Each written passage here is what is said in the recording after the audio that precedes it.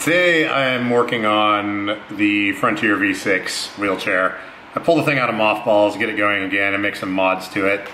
I'm not going to dwell on this, but just real quick.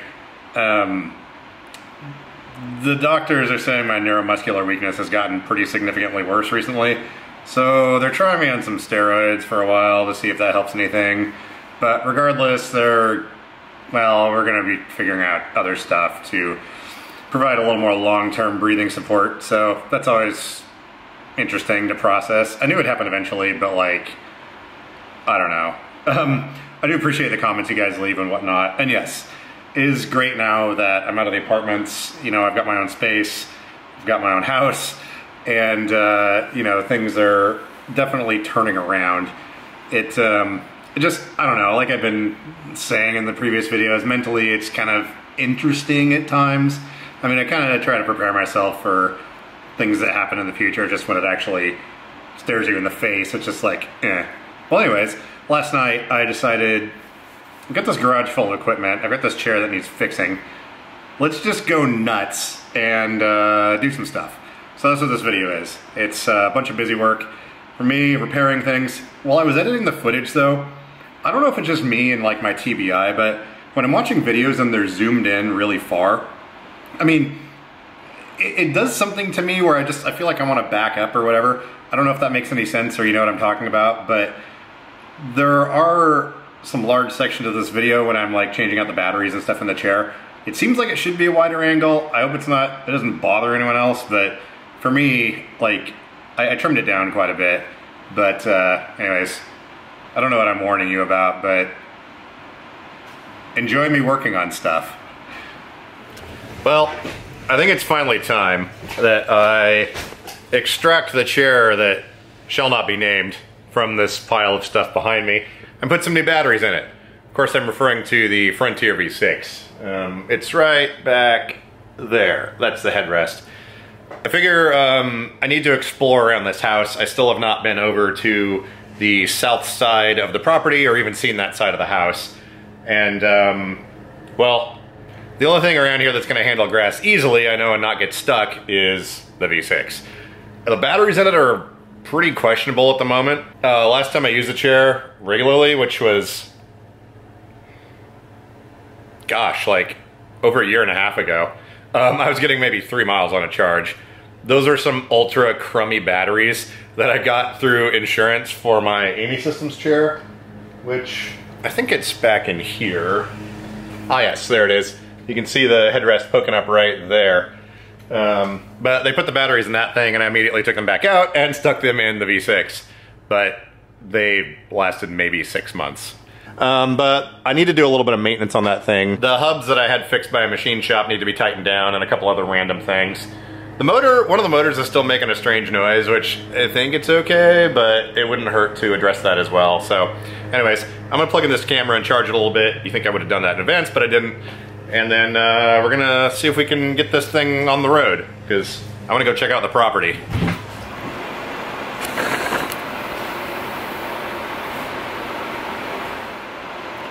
Had a slight delay.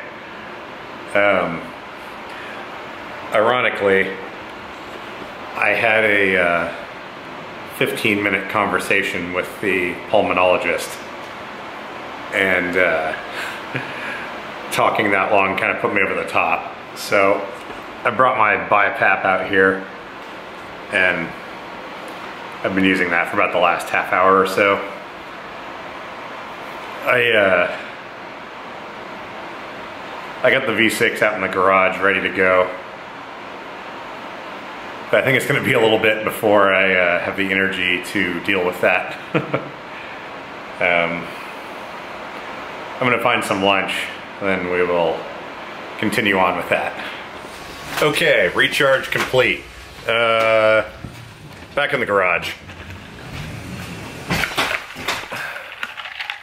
Coffee. So I was trying to decide what batteries I want to put in this chair. There it is.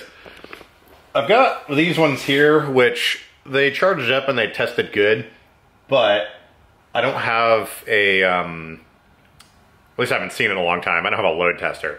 So I know the batteries that are in my old Amy Systems chair way back there are serviceable. So I think what I'm gonna do is pull those out. It's actually not that difficult to remove the batteries from that particular style of Amy Systems chair, because in that one the batteries are in there lengthwise and they're on a big tray with little connectors and stuff. So it is a little bit buried back here though.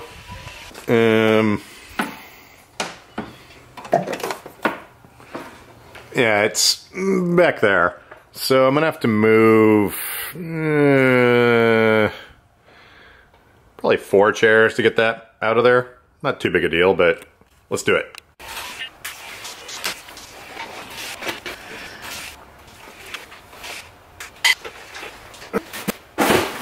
And this is actually kind of handy because these chairs that don't move on their own power, I was wanting to get them further into the back of the room anyhow. So these ones that don't have batteries in them, I can go ahead and shove these back in the hole and save some time for later.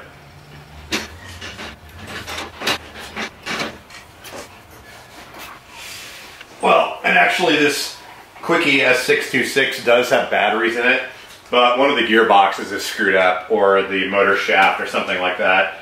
This chair is so fast, it's insane.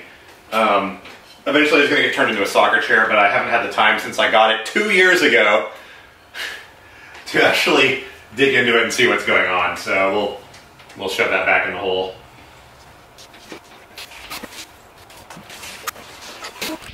Removing batteries from this particular Amy Systems chair is actually very easy.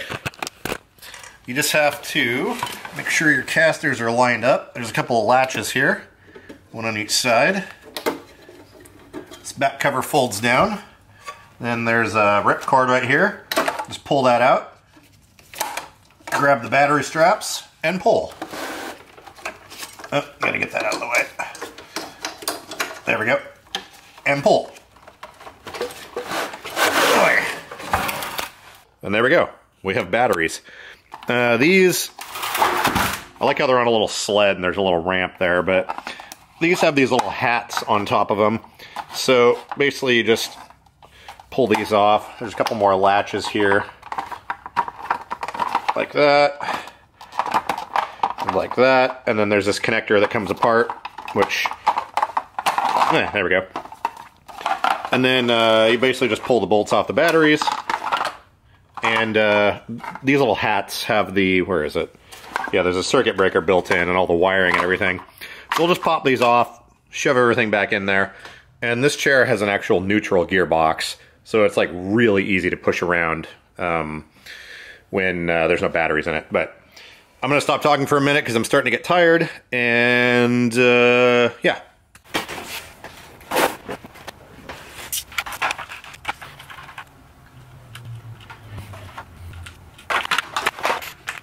By the way, in case you're wondering, have you ever seen my feet and stuff moving when I'm doing stuff like this? I found that when I lean over and try to do things, sometimes other muscles in my body will randomly fire when I'm trying to make a really particularly difficult movement. That's one of those things where your sympathetic nervous system just kind of like does its own thing. And sometimes it's unexpected, and then sometimes you kick people in the nose on accident.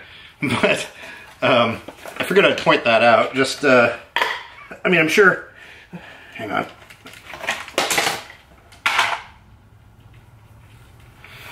I'm sure a lot of you out there are used to that or have experienced it or whatever, but I figured I would mention it just because it's an interesting note. Okay, so pull this loop from around the side, and then we're going to use these straps to lift these out of here. I'm bracing myself against the other side of my chair. Oh, there we go. Oh. All right. And now, this thing has a convenient storage tray for all of these parts. Just throw everything in there.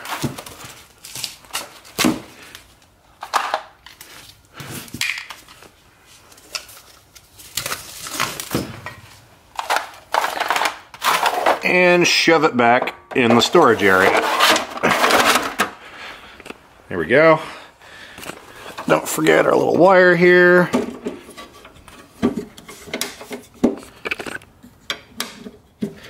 this thing in neutral. And there we go.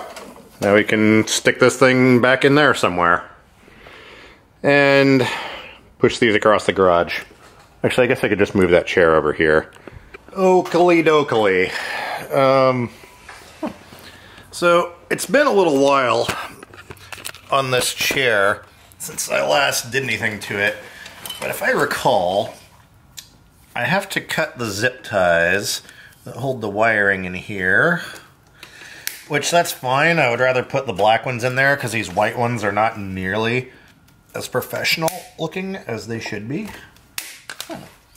So we'll ditch all these. And then, oh, not sure where that one went. Then there are some Allen head bolts here on each side that have to be removed, and then this whole back plate will come off. And the part I don't remember on this chair is I lowered the seating on it. It had this whole subframe assembly that went between the power base and the seating, and I removed all that and just bolted it straight to the power base. So what I don't know is if there's clearance for this plastic cover to come out of there. As I remember, it was really difficult to get the batteries in this thing, and I think that was because of that plate or that subframe that I removed. We'll find out here in a minute. So there's these little elastic rubber bands you have to pull off. And then this comes out, and I think to get to the wiring, you just don't remove, but just loosen these top two Allen screws, and then this cover will kind of come off of here. There we go. And then we can unplug our motors, the batteries, the R-net, and the other motor. And then set this whole thing off to the side. And we're back on the floor. So as per usual, I shoved cardboard in everywhere here so that the batteries wouldn't be flopping around inside this thing. To be honest, I don't remember if these are group 24 or group 34 batteries that I put in here. And I should probably be using pliers instead of diagonal cutters for this. Oh, there we go. And there should be some more over here.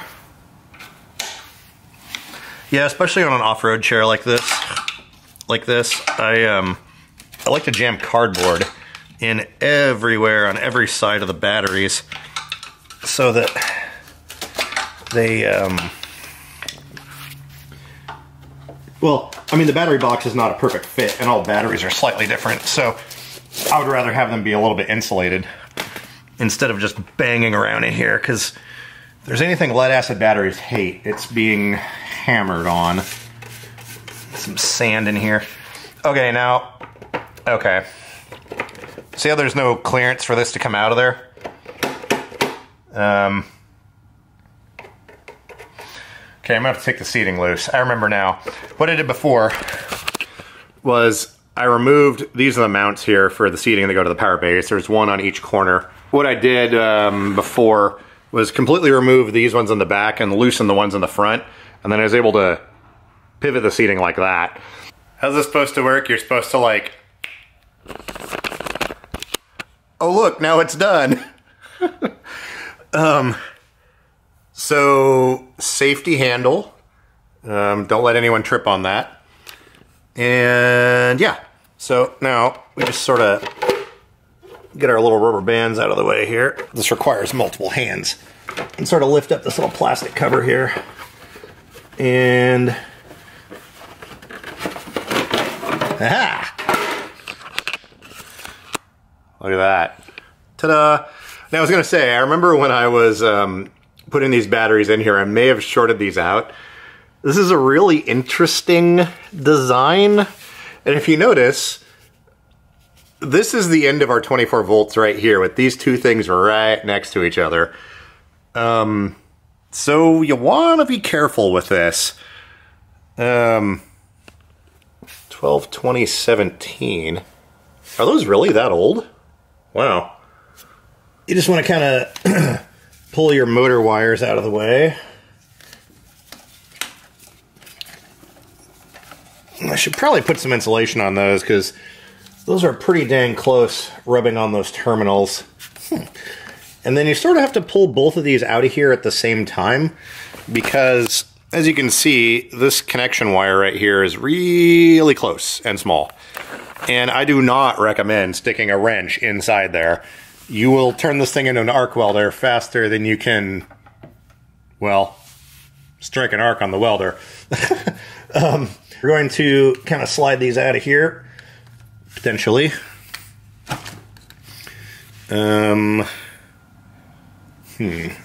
Please someone remove the handles from these two. Well, let's get one of them, then the other. Now, 24 volts isn't like considered high voltage and isn't like dangerous, but it's still probably best not to lick your fingers and grab a hold of both of these terminals at the same time. There is a lot of amperage behind this. And thankfully, you want to be careful. There is foam on this, but as you can see, these are still very close to shorting out. So now that I remember, these are in fact 75 amp hour group 24 batteries.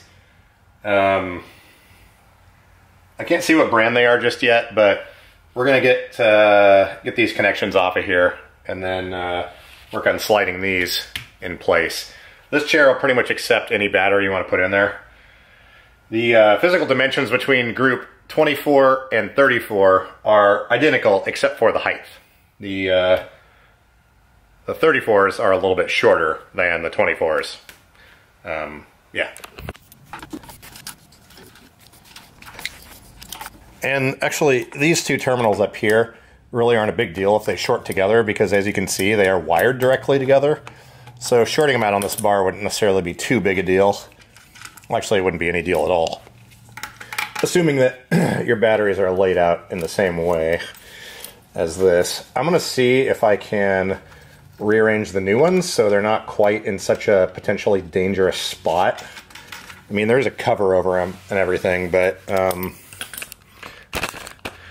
would kind of prefer to avoid some of the awesomeness here. Let's see, what are these? Ew, UPG, gross. Yeah, so these things lasted like 6 months. Kind of a shame. I thought they were going to be good batteries. The specs on the website were good. But, yeet. So it looks like they gave us a 150 amp slow blow fuse here. I love how the brand is a little fuse. It's a little fuse mega. If there ever was an oxymoron.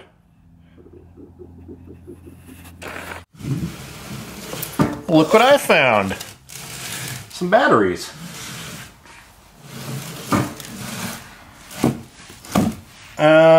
So as it turns out, we have to reinstall these in a sketchy way, just like the old ones, because this cable is not long enough. And I'm way too efficient to make a new battery cable right now. So we're just gonna go into the danger zone, as Archer would say. So it wouldn't hurt to get some of the gravel and other chunks out of here. And then just because this time I'm not screwing around, I'm going to put cardboard over this while I tighten up the other one. Because that's how I lit this thing up last time. Was the wrench slipped. It was actually the ratchet on this thing. If you notice when I tighten it down, see how it slips? The teeth on it were screwed up. And it slipped and the wrench jumped out of my hand and it cross-connected both of those. So do not stick your tongue on here. This is now live with an incredulous 24 volts. Okay, now you summon all the strength in your triceps and your core. get a good grip on this thing, and then give it the old, I don't know what you call it, but the louder you grunt, the easier it makes it. Okay, there we go. And then, there's some batteries. Now, see how they just kind of have room to party and dance and do whatever in there? We're gonna jam a bunch of this cardboard back in here, just so they're not dancing and partying too late into the night. Okay, well, maybe the dimensions are slightly different. These are not nearly as tight with the same amount of cardboard, but whatever. Okay, now we can kind of take a look in here. You can see what's going on. You can see they're not quite as tall. And this cover will be sitting down a little bit lower, but that's fine. Stuff and or things. Our little rubber bands are still up here. So now we should be able to... Okay, another two-handed job. Just to make sure. All right. Looks like something. Oh, I could have just slid it in from here. I'm an idiot. All right. So there's that. Make sure. I don't necessarily like this. This wire is really close to rubbing on this. I'm gonna get some electrical tape or something and wrap it around this wire just so it's not rubbing on the opposing terminal right there. And by the way, what I did here was I just folded a piece of cardboard in half and taped it off. So it's got a little bit of insulation there from coming in contact with that terminal. Where did I put that screw? Oh, here it is. Go ahead and attach this now. Okay, now we can take our rubber bungees and reattach them. That holds our plastic cover on.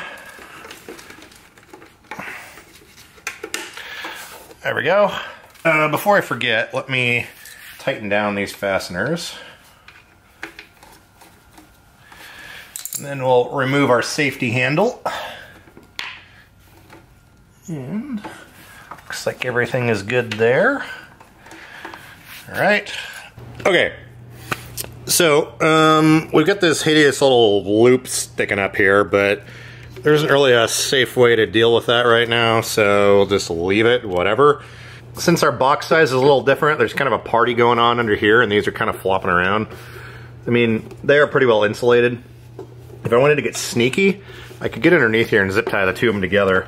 But I get the feeling these batteries may not be in here that long, because I actually have a shipment of some really good deep cycle AGM batteries that are coming from an electric car project that are surplus. So I'm probably going to wind up sticking those in here in not too long. But for now, I wanted to at least get the thing going so I could run around in the yard and everything. But yeah, let's power it up. Let's make sure we got our motor connectors set up left to right properly. All right, cool, looks like we're good. So let me turn on the lights. We got the side lights, these extremely bright lights on the back that are up high. Oh, Ryan, look, I'm having the same problem you are. Our snowmobile lights on the front are dead. Well, anyways, there are normally headlights on this thing. This was a temporary installation that I did a long time ago that I never went back to finish, so probably be a good time to get proper lights and stick them on there, but yeah. Cool, seems to be working. I'm gonna put some air in the tires, and then I've got to check the hub. I think it was, yeah, this one. I need to tighten down the set screws on that hub that I had machined in there, and check on a couple other things on this, but yeah. Fortunately, it's already dark outside, so may not be able to film me going for a rip out in the lawn, but there's always tomorrow.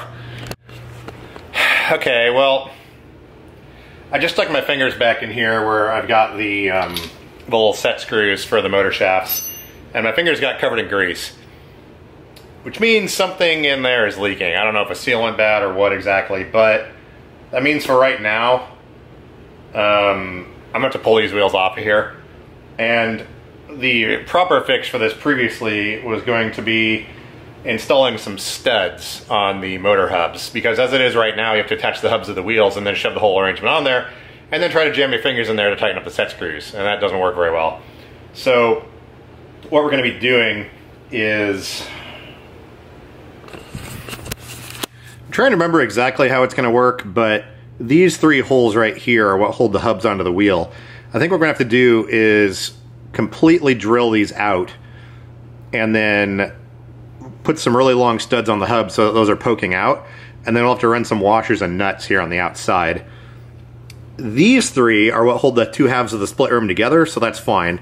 I'm pretty sure we can just drop a big old drill bit down in here, widen these things up, get some studs, and then we should be good. That way, we can firmly attach our hubs to the motors, because that connection point is sloppy. That was one of the main issues I was having with these things, which is no fault of Magic Mobility whatsoever. These guys in Australia are fantabulous.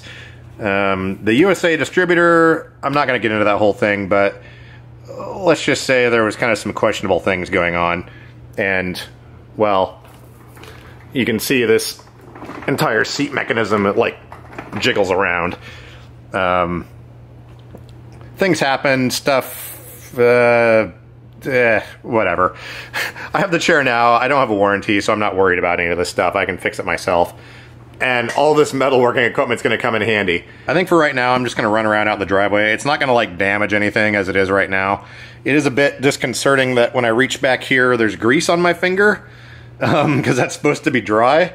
But yeah, I'll take what I can get. We'll, who knows, maybe it'll be in the same video. I might get bored and attack it tomorrow, or maybe later tonight, I don't know. Well, YouTube pays me here in a couple of days. I think it's on the 21st. I think today's the, yeah, it looks like today is the 20th. So in theory, I get paid tomorrow from that, and then we can probably go buy some studs at Fastenal. Yeah, I might rip this thing apart tonight. Whatever. Right now, though, regardless, I'm gonna go out in the front yard and, ooh, wait for the color to change. White balance. Come on, Auto White Balance, you can do it. There we go. Regardless, though, I'm gonna go out in the front yard right now and just kind of tool around a little bit. And yeah, it's been a long time since I've gotten to use this thing. This thing is like, that's one of the reasons I lowered the seating, was so it was a little more stable and secure. But you feel like you can go over anything with this, and you don't have to worry about falling off of curbs. This is like the pinnacle of safety when being used normally.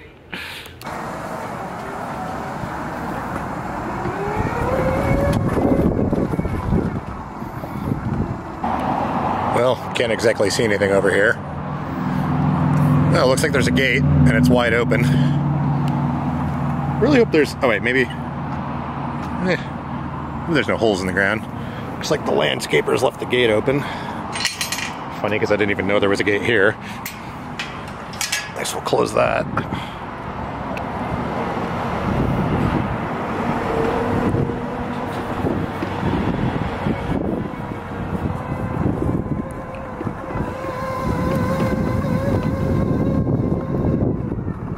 Oy. The noises this thing is making do not make me happy. But boy, does it crawl over anything.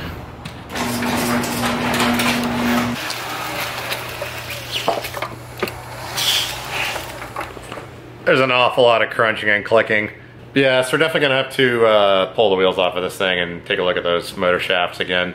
Maybe replace some seals. I think the shaft seals can be done from the outside, because I did have to replace the gears on these motors because reasons. But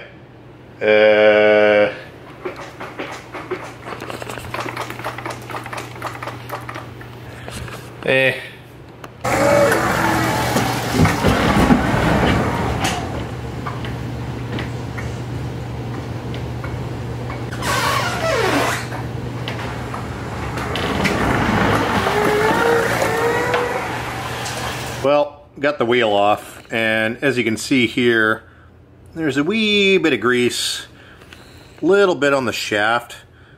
It's not like, it's not as bad as I thought. I mean, I don't think we've got seal failure. I think if anything, there's probably just like some hair. Oh yeah, see? There's a crap load of hair stuck in there. That'll definitely get those seals to weep a little bit. So I think we're okay there. You can hear the slop in the shaft though. I don't think there's anything we can do about that, and I don't think it's necessarily an issue. So the plan here is going to be we're gonna pull this hub off, and it's held on with these screws right here.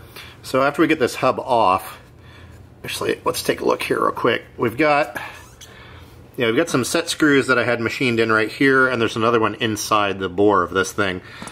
So we're gonna take this off, pull it out, and then we're gonna find some studs that will press into this, and then we're gonna drill all the way through to defeat the threads on this, and then we'll just put nuts on the outside. So I think that's gonna be a pretty easy way to deal with this. Then what can happen is we can put this thing on here, I can tighten up both of the set screws so we don't have any slop between this and the motor shaft. Because right now, that's what's going on. These are ill-fitting parts. They claim to be new, but whoever the USA distributor is getting these things from, well, they're not made very well. So yeah, easy way to fix, set screws. But you can't get to these set screws because they're on the inside. And after it's on here, you can't reach them. So yeah, stuff and or things. Let's, we'll deal with this tomorrow.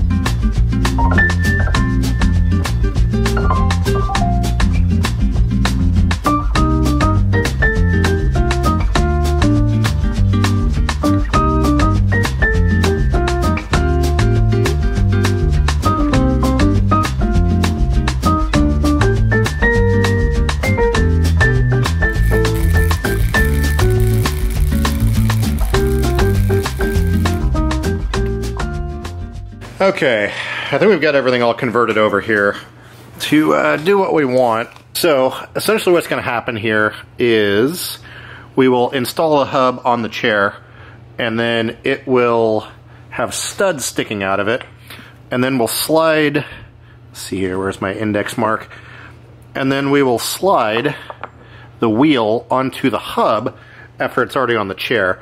I welded up some little custom anti-rotation bolts. Now, this is just with a MIG welder and some pretty crummy old washers. And I don't know what coating's on here. White paint's the only thing I had lying around. But the idea is, once you put the bolts into the hub, I originally was thinking, well, hey, how are we going to tighten these things? But that's what these half washers are for. This basically holds it from rotating when you attach the wheel and then tighten up the nut. And it makes them still removable. I originally thought about just welding them directly to this adapter, but these adapters are expensive and kind of hard to get. Actually need to wipe some of that welding slag off of there. But once they're in place, you can see you'll be able to tighten it down and they won't rotate. So in theory, we should be able to... That's nice. I'd like to be your friend. Okay. Siri wants to be my friend. Anyways, I think we're ready to assemble it now, at least for test fitting on this particular side. Okay, all we have to do now, let me put this in neutral so I can turn the motor a little bit. Ugh, yeah, I can't turn that by hand. But we'll stick our woodruff key in here. Like, oh, actually, let's loosen up our set screws. Let's loosen up our set screws here first. We've got two set screws that are positioned right above the woodruff key. So we'll go ahead and slip that in here. There we go. And then we can slide this onto our motor shaft. There we go. Now I should be able to rotate this. There we go. Now you can see we've got our two set screws. There's one here and one will go in here. I'll pull this back off. We're going to stick our bolts in here first. There we go. Then back on with the hub. Woodruff key is in place, and these are going to move around freely, which will help get the wheel centered on there. Backed all the way in there. Our hub is all the way tight. Tighten up our back set screw here. See, this is what I wasn't able to do before because the wheel would be on here at this point, and there's no way to access these. This front set screw got damaged because it backed out while it was in the wheel hub. That's why it was so difficult to remove this thing.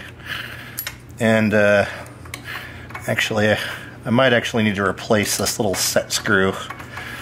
Don't really want it stripping out. So we'll see if we can get this tightened in all the way. Actually, now that I'm thinking about it, I might actually be tempted to not put this front set screw in here because I really don't want this thing to get stuck on here again. And if this backs out at all, there is no removing this thing without some pretty serious brute force. Yeah, and that's not exactly level. Well, I think our inner small set screw should be sufficient. So I'll tighten that down a fairly good amount. And then we're just going to completely remove this front one, because I think I'll eventually need to get a different set screw and put it in here. One that's not stripped out and one that's a little bit lower profile. Because you can see how deep this thing is. It doesn't need to be quite that deep. So we've got this on here now. We can just slide our tire right on here. Ish.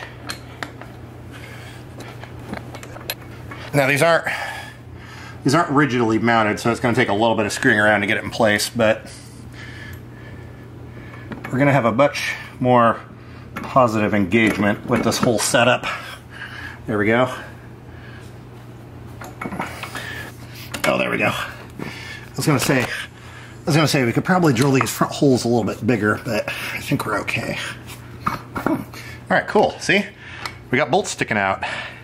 So now we can take our nuts and washers and attach these, and we'll be good to go. All right, well, I'm going to keep playing with this, and then we'll deal with the other side tomorrow. This is essentially what we're looking at. I could trim those bolts a little bit. They are a tiny bit long, but I wanted to make sure it was going to fit. But now we have positive engagement. The only slop is in our gearbox. Isn't that great? This is the mod I meant to do like 2 years ago, but I didn't have all the stuff lying around to make it happen.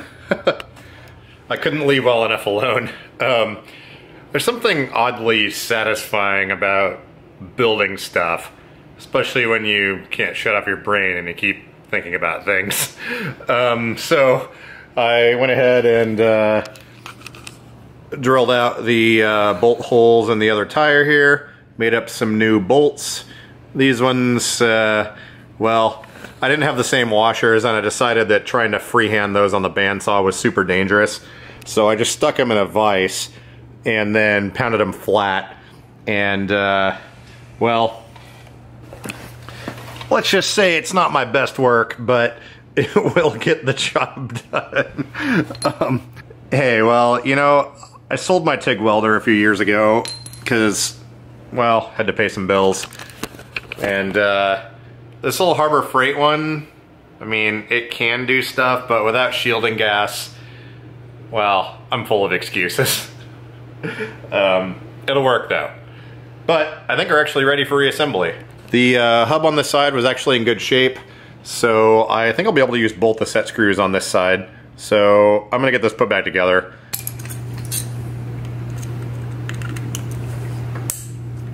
Whoop. That's how you break the speed tip off of your Harbor Freight Allen wrench. Luckily I have a magnet here. There we go. So Ryan, I think it was actually the same size that I broke in your set of wrenches. Luckily now the end's broken off and we won't have that issue again. Go ahead and snug these down a little bit. Alright, here we go. And then I suppose we can go ahead and install these while we're here.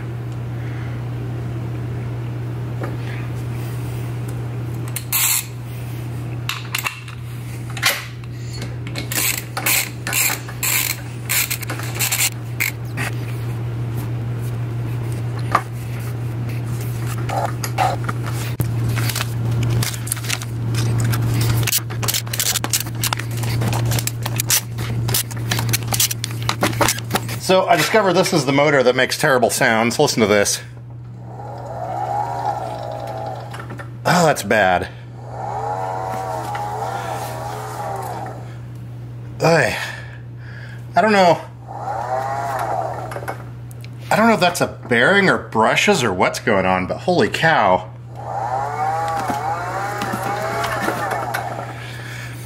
Yeah. Well, I guess this will be coming back apart again at some point, but anyways, that's all for now. That's the other thing I'm a little bit OCD about is when I'm working on a project like this, leaving the tools out overnight kind of drives me insane. Because at least right now I kind of know where everything is, and I like to put stuff away for the night, and then it's super annoying to get it all out again the next day, so it's better just to knock everything out all at once.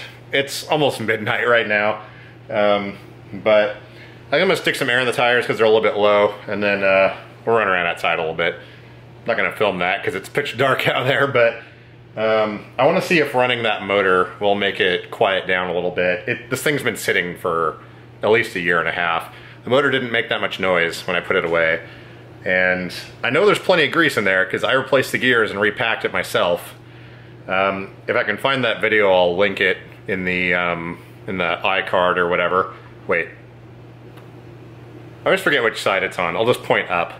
But I'll put the link in the description too for that, assuming I find it. But anyways, I'm gonna get all this stuff put away. Well, I ran around a tiny bit. it seems to be making the noises that it used to. I'm not sure how much of that's normal for one of these things, but I mean, seems to work. I got it plugged in now and it's charging. Got the tires filled back up, and I mean, it definitely seems to be able to crawl over stuff like it did before, no problem. Only things left to fix on this now are going to be the seating and this. See how that's like kind of rocking around. There's some tracks underneath there that got kind of screwed up by some people that tried to repair this thing. But yeah, I think that and the headlights, I'm gonna get some different ones and put on here. Like I said before, these were just a temporary thing, but yeah, I think it seems to work. It'll be a good thing so I can get around the yard and whatnot here. And you know, if I decide I want to play around in the snow, this is definitely the thing to use for that. No idea if it's gonna snow this year or not, but oh, I found some newspapers up in one of these cabinets here. They're from 1968, which I think is just about as old as the house is. There's kind of some interesting things in here. I was looking at the ads for TVs and stuff, and I mean, in 1968, I mean, this stuff was like $300, $500, like $700 for a color TV. It's always interesting to look at stuff. There's some news articles and things in there too. If I find anything interesting, I'll probably put a clip about that. Like, we're gonna call that good for now. I feel like there's a lot of footage in this video, and I'm gonna have trouble editing down to a reasonable length video.